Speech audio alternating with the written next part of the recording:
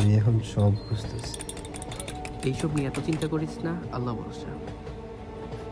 ভাই ও কার লাগে কথা কয় ভাই? কে জানে, অনেকক্ষণ ধরে দেখতে কথা কয়, পাগল টাগল না কি জানে। ঠিক আছে।